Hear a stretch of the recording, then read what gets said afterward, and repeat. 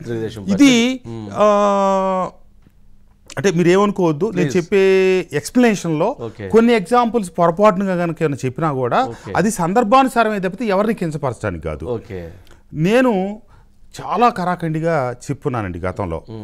నా జీవితకాల పర్యంతం నేను వైఎస్ఆర్ కాంగ్రెస్ పార్టీ నుంచే పనిచేయాలనుకున్నానని, చేద్దాం అనుకుంటున్నానని, ఆ వేదిక నుంచే నేను రాజకీయాలని నడుపుదాం అనుకుంటున్నానని చెప్పి నేను చాలా విస్పష్టంగా చెప్పాను. సమావేశాల్లో చెప్పారు, పలు సమావేశాల్లో, పలు పత్రికా విలేకరుల సమావేశాల్లో చెప్పుకున్నాను.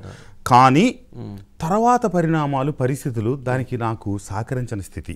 ఎందుకంటే నేను వారి పిలుపు మేరకు పార్టీలోకి వెళ్ళి, పార్టీకి సంవత్సరం ముందు నుంచి ప్రతిపక్షంలో ఉండి కేసులు పెట్టించుకొని, సరే వారు చెప్పిన తర్వాత అక్కడికి వెళ్ళా అనుకోండి, వారు నన్ను సమన్వయకర్తగా నియమించడం, టికెట్ ఇవ్వడం, గెలవటం జరిగిపోయింది. అభివృద్ధికి నిధులు లేకపోగా ఒకప్పుడు మన ఢిల్లీ కేంద్రంగా జాతీయ పార్టీ కాంగ్రెస్ రాజకీయాలు, అప్పుడు గల్లీ నుంచి ఒకళ్ళు, ఢిల్లీ నుంచి ఒకళ్ళు, హైదరాబాద్లో. కానీ ఇప్పుడు ప్రాంతీయ పార్టీల తర్వాత కేంద్ర స్థానానికి, నాయకత్వాలకి చాలా దగ్గర ఇది ఉంటాయి. ఏదైనా గ్రూప్ తగాదాలున్నా, వ్యవహార లోపాలన్నా తక్షణం సరిదిద్దాలి. నన్ను ఇబ్బంది పెట్టే స్థాయిలో, నా వ్యక్తిత్వాన్ని హననం చేసే స్థాయిలో ప్రతిపక్షంతో పాటు స్వపక్షం కూడా నన్ను ఇబ్బంది పెడతా ఉంటే, ఆ విషయాన్ని పలు దఫాలుగా పార్టీ నాయకత్వం దృష్టికి తీసుకెళ్ళినప్పుడు వాళ్ళు నన్ను గుర్తించకుండా, నా సమస్యని పరిష్కరించకుండా, కాలయాపన చేసుకుంటా, అదేమంటే నిన్ను మేము ఎట్లా ఓన్ చేసుకోవాలి, నువ్వు బాబు గారిని తిట్టావా, లోకేష్ బాబుని తిట్టావా, నువ్వు తిట్టకుండా నిన్ను ఎట్లా ఓన్ చేసుకుంటాం, కాబట్టి నువ్వు సరిగా అంటలేదు కాబట్టి నీ ఉద్దేశాల్లో ఏదో తేడా ఉందనుకొని ఈ వ్యక్తులు వచ్చి అక్కడ దూరి నీ పాత్రను కూడా వాళ్ళు కైవసం చేసుకుంటున్నారు అనే రీతిలో వాళ్ళు సమాధానం చెప్తే, నేను ఏమైతే జగన్మోహన్ రెడ్డి గారిని అన్కండిషనల్గా ప్రేమించి, ఆ రాజశేఖర రెడ్డి గారి బిడ్డ, ఆయన తత్వంలోనే ఈయన కూడా ఉంటారు, వారి నాయకత్వంలో ముందుకు వెళ్ళాలి, ఈ రాష్ట్రాన్ని లేకపోతే నియోజకవర్గాన్ని అభివృద్ధి చేసుకోవాలనుకున్నాము. అసలు ముందు నా వ్యక్తిత్వాన్ని అది వన్ సైడ్ లవ్ అయిపోయిందిగా.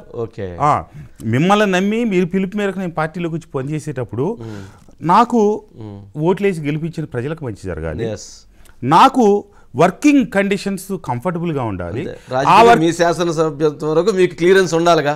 అక్కడ నేను చేసే పనిలో చేసే పిచ్చి పనులన్నీ కొందరు వాటిని తీసుకొచ్చి నాకు ఆపాదించటం, వాటన్నిటిని మళ్ళీ నన్ను ప్రశ్నించటం, వాటికి నేను సమాధానాలు చెప్పుకొని రావటం, ఇవన్నీ నాకు అవసరం లేదనిపించిందండి. ఎన్ని పర్యాయాలు ఈ డిస్టర్బెన్స్ వారి దృష్టికి నేను తీసుకెళ్ళాను.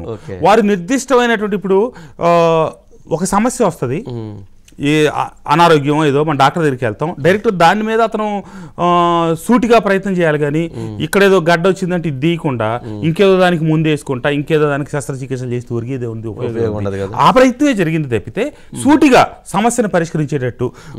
పార్టీలో చాలా మంది పెద్దలు ఉన్నారు కదండి మాకు, ఒక్క పెద్దిరెడ్డి గారే సమస్యను సూటిగా పరిష్కరించడానికి ప్రయత్నించారు.